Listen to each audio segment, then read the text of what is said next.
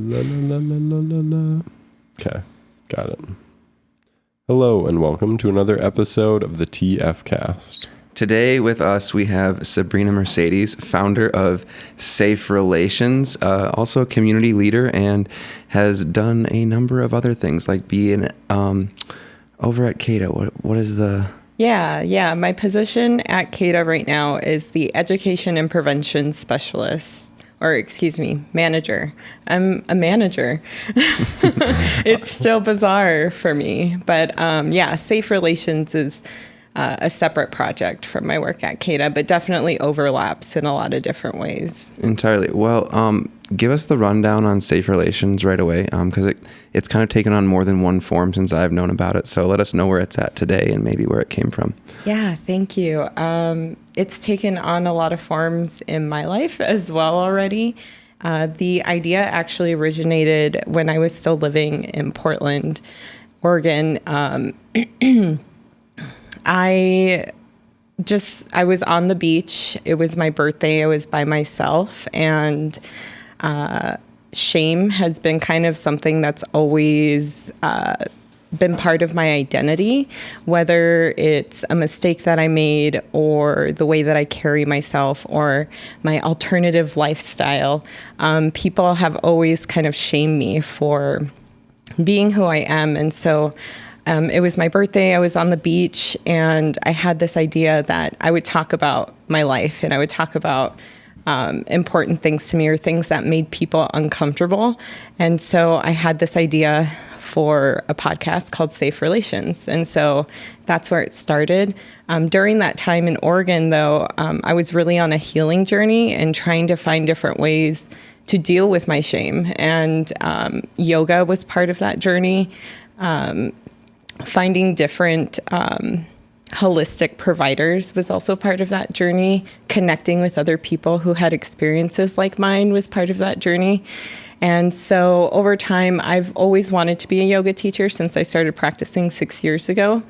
Trauma lives in our bodies. And so when I started to do yoga, I would have really emotional reactions at times.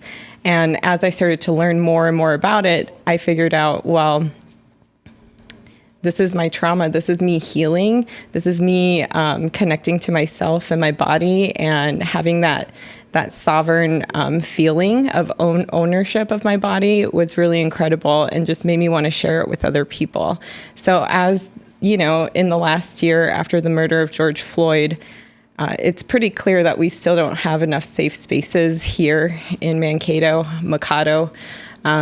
And it's really important to me to continue to provide for my community in these ways that, you know, people shouldn't have to worry about paying to go to a yoga class or to find a way to like feel better about themselves. I wanted to create a space where people didn't feel judged for who they are or the journey that they've been on. So Safe Relations evolved. I did my yoga teacher training between January and March of 2021 with Native Strength Revolution, which was a program with Indigenous people from Canada, Mexico, and the United States, or it's also known as Turtle Island to the First Nations people of this land. And I got to connect with these people over 3 months and learned about yoga and learned about healing in traditional and very important ways that I think everybody can benefit from. So it just kind of happened. I needed to move. I was ready to move from the space that I was in, and I found this place through a friend. They just said, hey, what are you looking for? What are deal breakers in a yoga space for you? And I said, well, I want to live out of it. I want it to have vaulted ceilings, and I need a bathtub. Those were kind of the main things. And it's near a bus stop. It's near a school. It's perfect for what I've been wanting to do. So immediately, what services do you intend to provide? Well, right now I'm offering free in-person classes. They're donation-based. The purpose is not really for me to make money. The purpose is to provide a safe space for people to start to explore wellness. And so It's free or donation based, or you can support me on my Patreon. So right now, that's what's happening. There's a lot of opportunity. So, people can ask me to come do work yoga, for their employees at work. I'd be happy to do that for people. I also facilitate a variety of workshops. And so I've been in talks with different matriarchs in the community that want to get really important education out there. So things like comprehensive sex education, or how to talk to your youth about going into puberty. We want to have those kinds of conversations, and this is going to be a safe place where we can kind of explore those different things. Kind of more comprehensive approach to some of that. Right. That's nice. So what has it been like getting started with leading practices in yoga? And how would you describe that? Well, yoga is one of those things that I think is sold. If I say to you, imagine that you're in a yoga class, what do you imagine?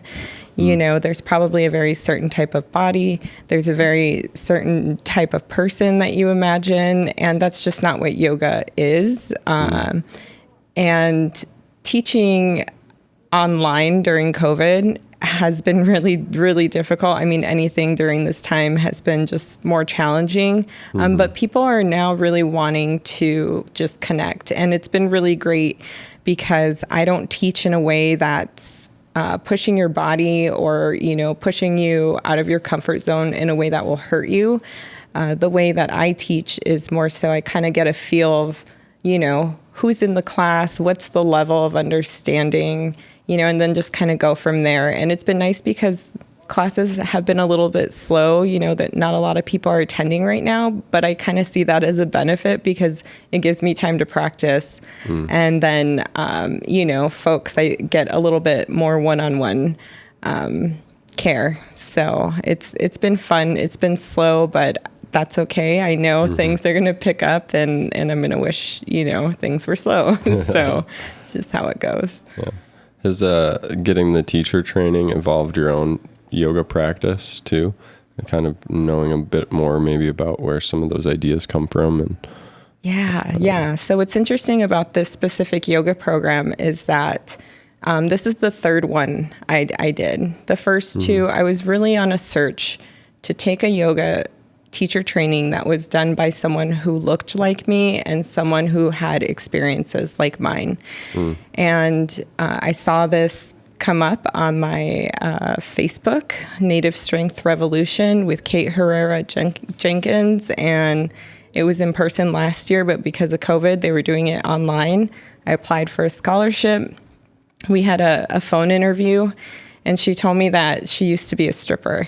And it just really opened my eyes to the kind of healing that is possible no matter what kind of background you come from. So, it's just been a really incredible journey learning about the philosophy of yoga, learning how that applies to even day-to-day life, being nonviolent, being compassionate, taking that time for yourself.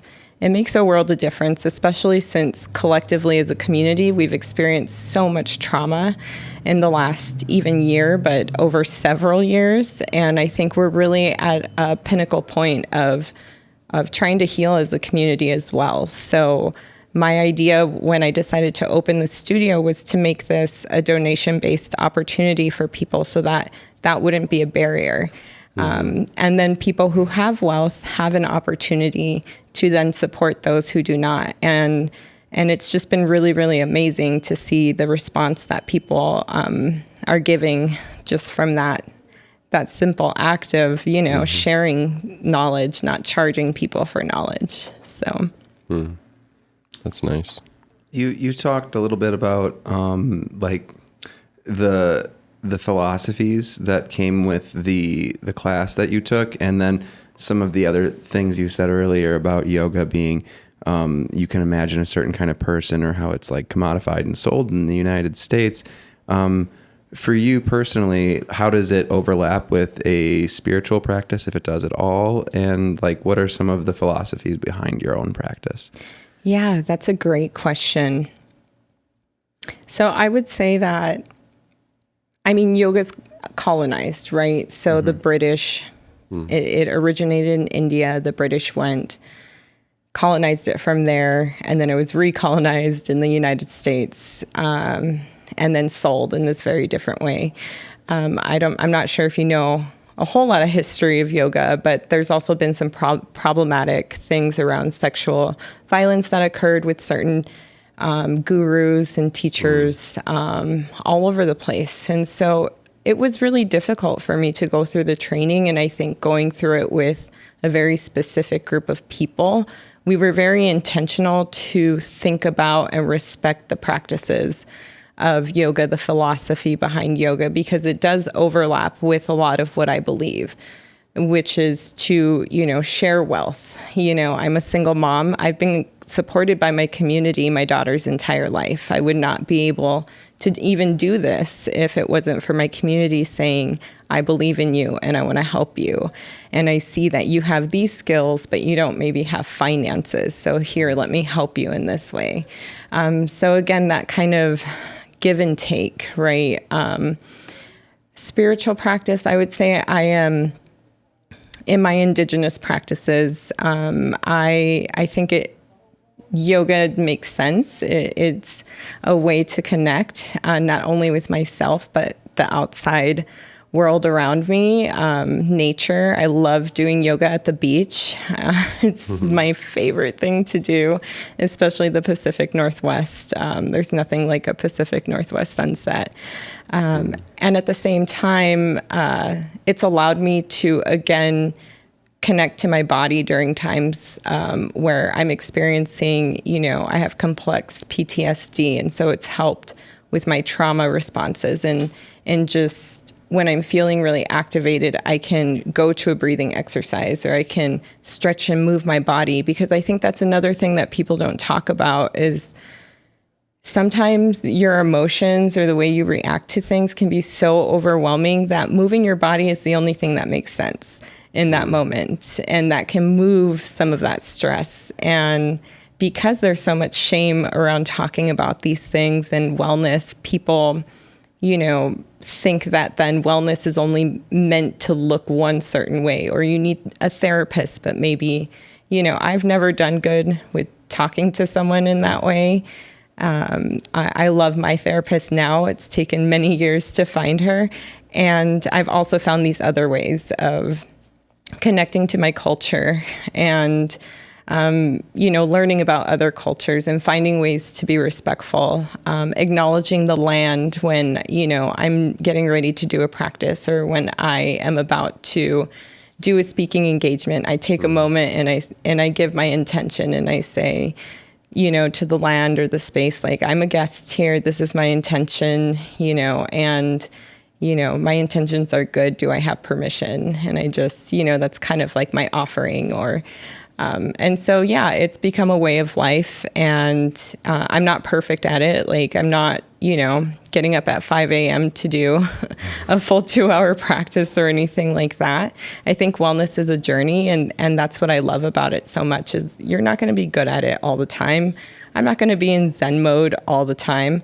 But it's nice to start practicing and to talk about it and to share with others. And then other people will say, oh, wow, I didn't think about wellness in this way, or thank you for sharing this breathing exercise. It's really helped me when I've been stressed. So, yeah. One of the things that you said that I thought was really interesting there was about being connected to the body in general.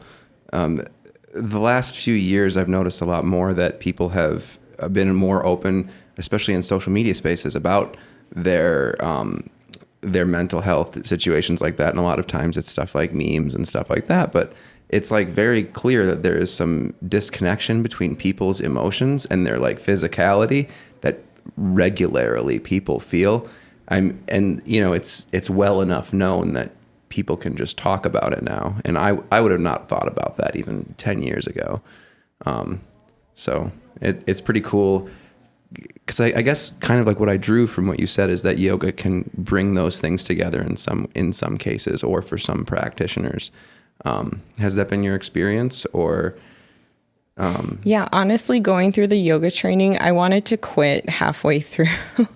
I was crying every other week, and I don't know. It's interesting because I think people have this, just this idea of what healing should look like, or what a traumatized person should be like, and it looks all sorts of different ways. I have friends that I didn't know were having mental health issues, and, things didn't end very well. And I think I appreciate social media in that sense, especially these days when someone's feeling down. I appreciate when someone is vulnerable. At the same time, there are people who are not at peace with themselves, and then they might use that as a way to further harm someone. And I thought I was listening to someone talk about it recently. I think it was Brene Brown, honestly. I was just watching some of her videos, and just allowing people to have that kind of access to you, I think, is also interesting, because I've had moments on social media where I go, oh, I was really vulnerable and I'm not sure about that. And then it's interesting because someone always reaches out and says, thank you for sharing that part of yourself, because it helps me not feel so alone.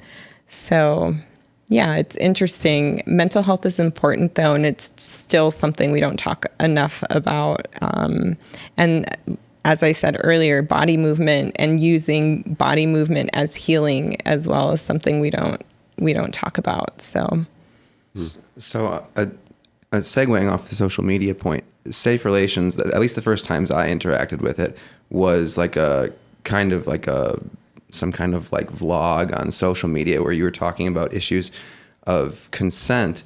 At what point in time did that vision for what that space was going to be turn into the larger kind of like, oh, it's also going to be a yoga studio and those things, or was that always the case?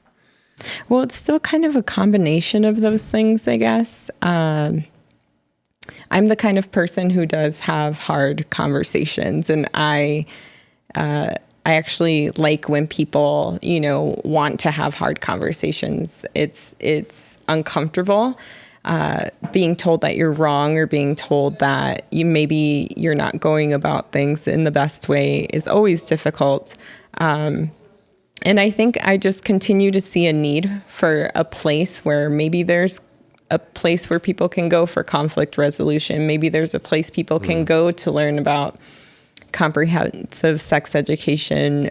Maybe there's a place people can go to talk about consent and what that looks like and sounds like.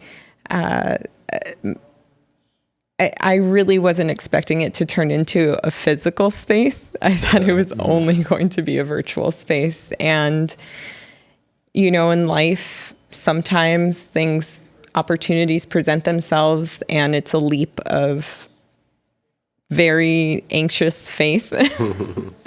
But then you make it. And honestly, it was from talking to my friend who just happened to say, well, I know, a realtor in the community. What are you looking for? And then this building was there. Within 3 days, I was looking at this building. And 1 week later, I graduated from yoga school and then signed the lease within the same week that I graduated. So it all happened really quickly, and it wasn't necessarily expected. It really started out as a verbal, out loud dreaming, of if I could do this, if I had the resources, if I had access, this is what I would do in this community. And it's just kind of taken a life of its own. And I still plan on probably continuing to do that work of like vlogging and giving different kinds of educational opportunities, especially around topics that folks aren't the most comfortable around. But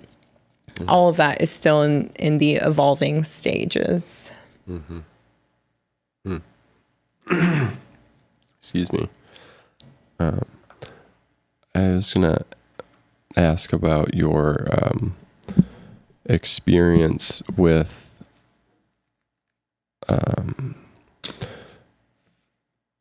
I guess with whether any of the things that you've that kind of brought you here to this place, like whether it seems like looking back, it kind of makes sense that now it's here, or whether I don't know. Is that like a path, like a journey kind of thing? Maybe, but I guess I'm wondering if you could kind of contextualize some of maybe the history that brought you to this place, and what you're excited about working on with this new opportunity and new space. Yeah, thank you for asking that. So Mankato and I have an interesting history.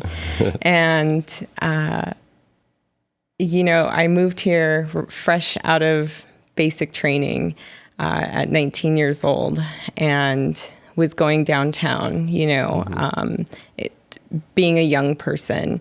And I experienced a lot of trauma, a lot of violence in different ways because I was using some unhealthy coping mechanisms through alcohol, and through that experience, through trying to navigate the judicial system, trying to navigate survivorship, trying to navigate wanting to also just be a healthy adult woman who wants to experience life. And I think because I've always been confident, and because I've not been ashamed of who I am in other ways, people really, I don't know, it's the culture here, I think, in southern Minnesota. People get, I think, intimidated by that kind of tenacity, I guess. It can be intimidating, and really, I didn't know what I was doing. I made a lot of mistakes. I was not the best person when I was amidst my addiction. And I also have healed, and I've also, learned a lot about harm reduction, and I've learned about healing, and I've learned about being compassionate and kind to others. And I believe that, yes, all those experiences led me to end up back in Mankato, because I was not ever planning on returning.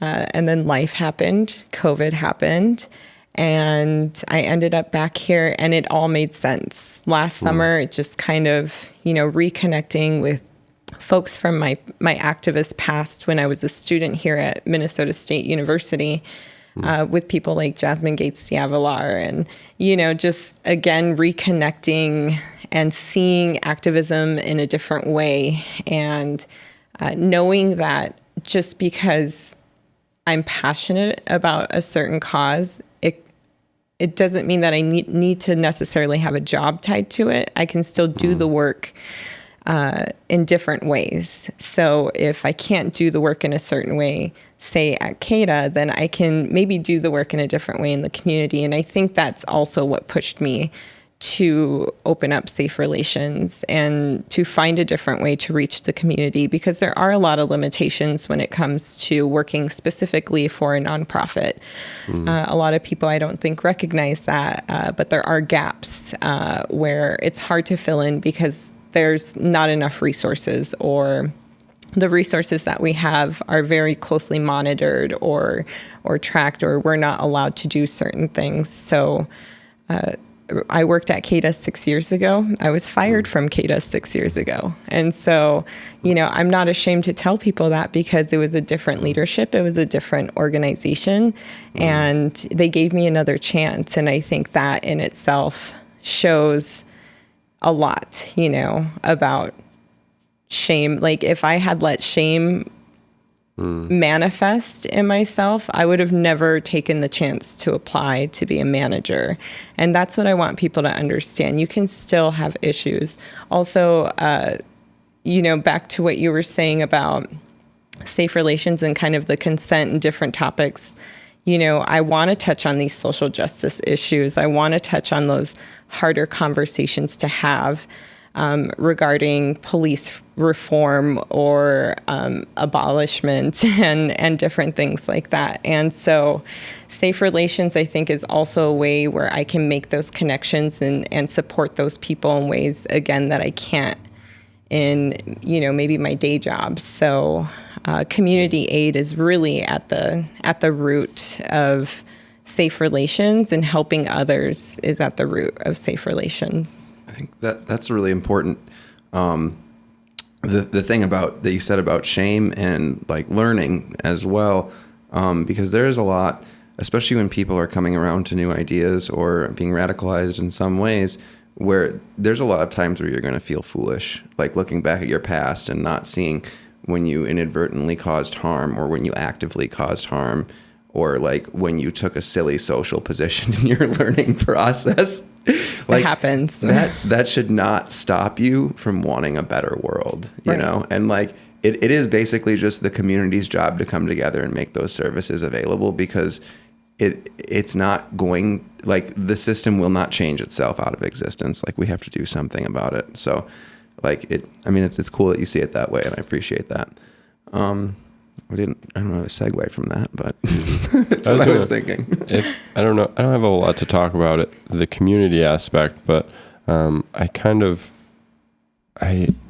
you mentioned it a couple of times, and I think that that's really important to, just for everyone to be able to find a community, and if it doesn't exist, to be able to kind of make it. And so I'm always inspired and excited when I see someone who's, kind of pioneering that, or making space for things, and trying something new, different than what's been done in the past. So I applaud you for that. And I realize that didn't come with any kind of a question, but I don't know, like, how do you think about community, and what does community mean to you? I like to think of myself as everyone's auntie. I know you all have probably heard it at some point, but I really feel that kind of role. And I've seen it in, my Mexican community, my indigenous communities, even, my Black communities. It's this kind of matriarchal feel of, I really do care about everybody, and I do want the best for everyone. And I will also tell you when you're not acting right. I'm that nice auntie that will, give you that little finger shake when you need it, because that's what, to me, community is. To me, community is, we are in a space that we share, and we may not always agree and get along, and we can do that respectfully. We don't all have to be best friends, but we can live in community and do what we each need to do, because we all have a role. We all have a role in how we take care of each other. And some people's roles are bigger than others, and that's okay. And, I also believe that intergenerational knowledge and advice, expertise is important. And that goes from elders to youngers, as well as youngers to elders. So I think that's a really important part of community for me, is listening to our young people and allowing them to tell us when we're wrong, and allowing others to say, hey, that wasn't nice, or that didn't sit well with me, and let's have a conversation about it, instead of I'm going to respond because I didn't mean to do this, or, that's not community to me. To me, it's tough love. That's how I was raised, is, a tough love kind of, I love you, so I'm going to tell you when maybe you're not making the best choices. But I'm going to do it with love and hopefully kindness. Seems like there's a little bit of like accountability in there too, with especially having a space that people can kind of freely come to, and it almost requires a level of accountability that goes a little bit beyond, I don't know, whether it's like a shared, like a for-profit yoga studio or something. Like the models of these different kinds of I don't know whether it's business or just space or project, like it seems like the one that you're taking, the path that you're on here is something that has a lot of opportunity for individual like growth and development, whereas some of the other ones are a little bit more, I don't know, like I'm just imagining like some conversations about accountability at like a for-profit yoga studio or comprehensive sex education at some of these places, and it just doesn't make sense. So I guess it seems like you're on the right track for that. I hope so. And that's the thing is, if I'm saying or doing something also that's harmful to the community, I would hope that one of my community members would, tell me. And that's already happened in some ways. I think, again, I'm the perfect kind of person to say, hey, this decision, maybe you might want to rethink it, and this is why. And I'll say, you're right. Let me sit with myself now and think about how I can be a better community member. And, again, I've normalized not shaming myself anymore.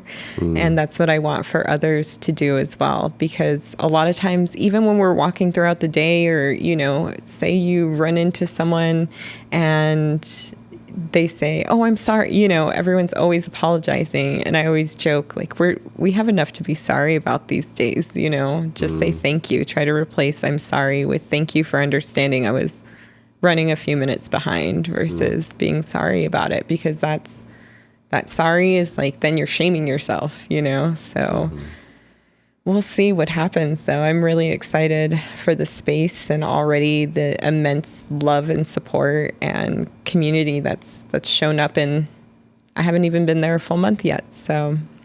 Cool. Awesome. Well, do you want to tell us how people can find the space?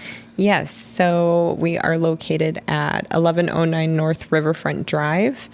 Right now, I am teaching classes Mondays and Wednesdays at 7:30 p.m. You can follow my Facebook page or Instagram, Safe Relations Space on Facebook, saferelations.sabrina on Instagram, and you can support my work on my Patreon, saferelations_Sabrina. And there's various ways you can support on there. You get some swag as well if you remain a member for a certain amount of months. Jacob, I saw you like swag, huh? Totally. Yeah. I'm a very swag motivated individual. Perfect. See, hook, line, and sinker. There we go. And if you had kind of like wrap up stuff, if you had one thing you wanted our audience to know about you or Safe Relations, what would that be? Something that we maybe haven't talked about, or just any, one thing? If you roller skate, hit me up. Okay. Because I need more roller skating friends in my life. Sure. Yeah, if you didn't know, she has beautiful roller skates. They're like really purple and felt. They're just like, it was my Mother's Day present to myself. That's neat. A lot of bumps and bruises to match those purple skates. So seriously. Heck yeah. That's Right why wearing pants. Right on. Well, thank you for joining us on the podcast, Sabrina. It's always good to chat with you. And we really wish you the best with the Safe Relations space and your future projects and endeavors. Awesome. Always appreciate you guys. And yeah, thanks for having me.